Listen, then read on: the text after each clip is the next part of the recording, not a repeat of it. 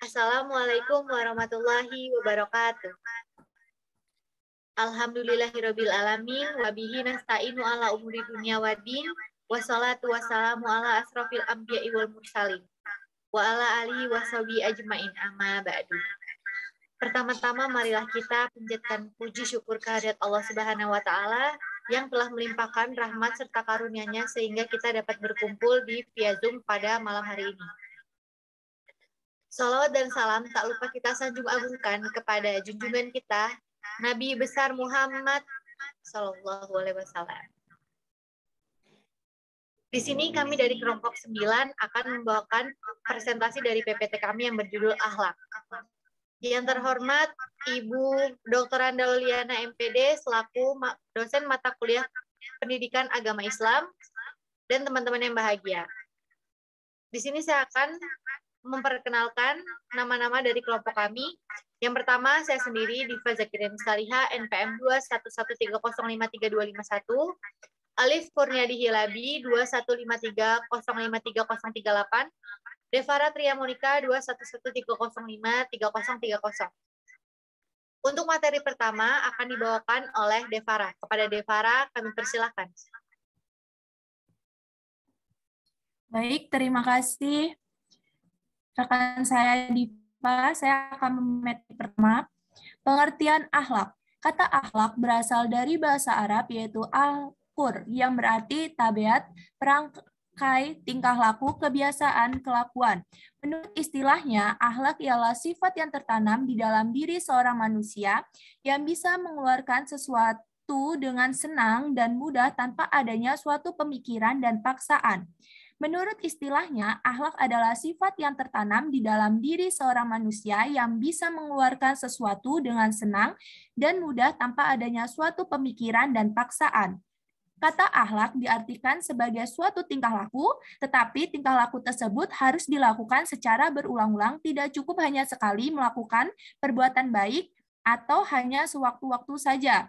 Seseorang dapat dikatakan berakhlak jika timbul dengan sendirinya, didorong oleh motivasi dari dalam diri dan dilakukan tanpa banyak pertimbangan, pemikiran, apalagi pertimbangan yang sering diulang-ulang, sehingga terkesan sebagai keterpaksaan untuk berbuat.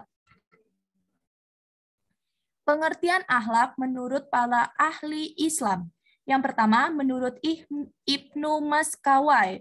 Menurutnya, akhlak ialah hali nafsi, da'iyatun laha illa afliha min khairi fikri wala ruwiyati, yaitu sifat yang tertanam dalam jiwa seseorang yang mendorongnya untuk melakukan perbuatan tanpa memerlukan pemikiran dan pertimbangan. Yang kedua, menurut Abdul Hamid Al-Ghazali, akhlak ialah sifat yang terpatri dalam jiwa manusia yang darinya terlahir perbuatan-perbuatan yang dilakukan dengan senang dan mudah tanpa memikirkan dirinya, serta tanpa adanya renungan terlebih dahulu. Yang ketiga, menurut Ahmad bin Mustafa, akhlak merupakan sebuah ilmu yang darinya dapat diketahui jenis keutamaan, di mana keutamaan itu ialah terwujudnya keseimbangan antara tiga kekuatan, yaitu kekuatan berpikir, marah, dan syafaat atau nafsu. Yang keempat, menurut Muhammad bin Ali Asya Syarifin Al-Jurjani, akhlak merupakan sesuatu yang sifatnya baik atau buruk, tertanam kuat dalam diri manusia yang darinya lah terlahir perbuatan-perbuatan dengan mudah dan ringan tanpa berpikir dan direnungkan. Dalil-dalil tentang akhlak. Ayat Al-Quran tentang akhlak kepada Allah. Secara garis besarnya, akhlak pada Allah adalah akidah akhlak berupa tauhid, tawakal, syukur, sabar, ridho, dan ikhlas. Ayat pertama yang akan kami tuliskan berikut tentang akidah akhlak kepada Allah juga kepada manusia secara umum. Al-Quran Surat Al-Baqarah ayat 83. La ta'buduna illallaha wa billawalidi ihsana wadih qurba wal yatam ma wal masakini wa kullu linnasi husnan.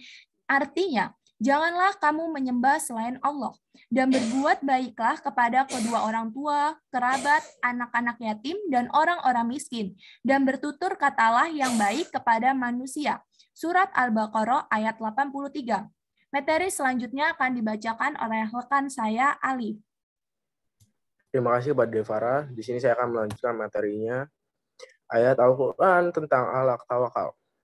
Surat Al-Mulk ayat 29 yang artinya, katakanlah dialah Allah yang maha penyayang, kami beriman kepadanya dan kepadanya lah kami bertawakal. Kalau kamu akan mengetahui siapakah yang berada dalam kesesatan yang nyata. Selanjutnya ayat Al-Quran tentang akhlak kesabaran. Surah Al-Baqarah ayat 45 yang berbunyi, jadikanlah sabar dan salat sebagai penolongmu, dan sesungguhnya yang demikian itu sungguh berat, kecuali bagi orang-orang yang khusyuk. Oke, selanjutnya. Ayat Al-Quran tentang akhlak kepada manusia secara garis besar. Akhlak kepada manusia berupa baik. Baik diantaranya pemaaf, pemberi, berkata yang baik, tidak mudah emosi atau pemarah.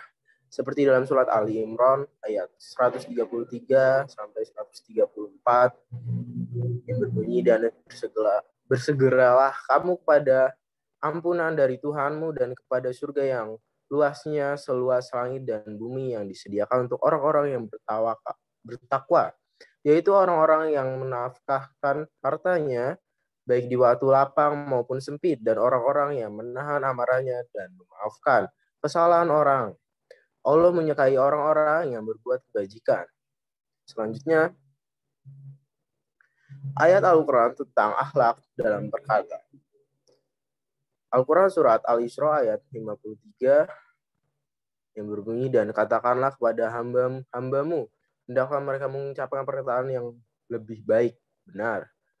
Penjelasan ayat-ayat di atas adalah perintah agar kita berkata dengan baik, lembut, dan benar atau tidak dusta, dan kesemuanya ini berbicara tentang akhlak dalam ucapan kita kepada manusia. Hal ini telah dicontohkan oleh panutan kita, Nabi Muhammad SAW, yang selalu berkata baik dan benar, serta lembut, tidak kasar dan tidak membentak. Ayat Al-Quran tentang akhlak dalam berdebat. Al-Quran surat Al-Ankabut ayat 64. Dan janganlah kamu berdebat dengan ahli kitab, melainkan dengan cara yang paling baik, kecuali dengan orang-orang yang zalim di antara mereka. Sekian dari saya, selanjutnya materi akan disampaikan oleh rekan saya, Diva. Saya persilakan. Terima kasih Alif, saya akan melanjutkan materinya.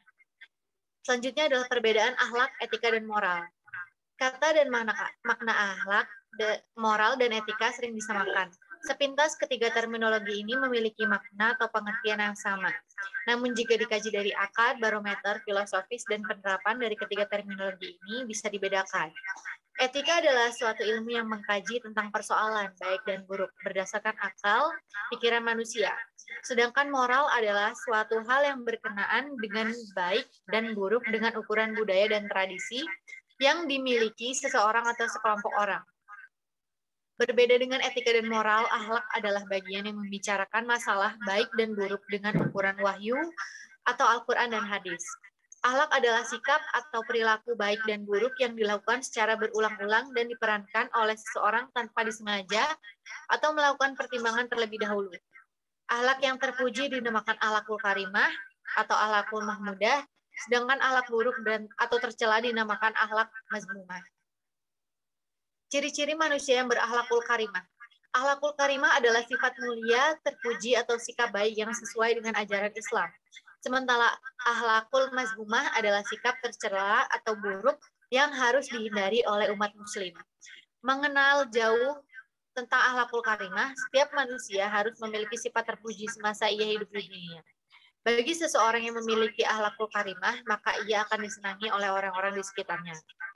Dari sekian banyak sifat-sifat terpuji, dapat disimpulkan bahwa menjadi ciri-ciri orang yang memiliki sifat akhlakul karimah diantaranya adalah yang pertama, memiliki sifat optimis, ikhlas, sabar, menepati janji, pemaaf, jujur, amanah, dan lemah lembut. Yang kedua, asyaja'ah atau berani menegakkan kebenaran. Yang ketiga ada al-qanaah, sederhana, merasa cukup dan adil. keempat ada menciptakan persaudaraan dan persatuan. Contoh perilaku akhlakul karimah dalam kehidupan sehari-hari. Yang pertama ada mematuhi perintah Allah. Sudah menjadi kewajiban bagi setiap umat muslim untuk senantiasa taat akan perintah Allah dan menjauhi segala larangannya. Karena setiap kematian tiba, segala perbuatan yang dilakukan di dunia akan dipertanggungjawabkan di akhirat kelak.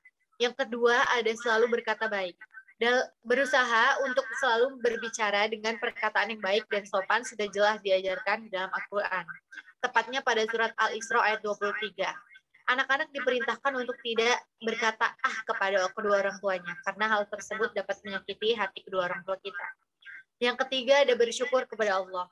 Menunjukkan sikap syukur atas segala nikmat yang telah diberikan kepada Allah, baik di dalam hati, perkataan, maupun perbuatan. Dengan bersyukur, seseorang akan merasa cukup dan merasa rendah hati sehingga dijauhkan dari sifat sombong. Yang terakhir ada tolong-menolong sesama manusia. Manusia adalah makhluk sosial. Manusia tidak bisa hidup sendiri tanpa adanya orang lain di sekitarnya. Berbuat baik serta tolong-menolong menjadi suatu hal yang wajib dilakukan demi terciptanya hidup rukun, damai, dan sesama manusia. Baiklah, terima kasih. Itulah tadi presentasi dari kelompok 9. Bila ada kurangnya, kami minta maaf. Wassalamualaikum warahmatullahi wabarakatuh.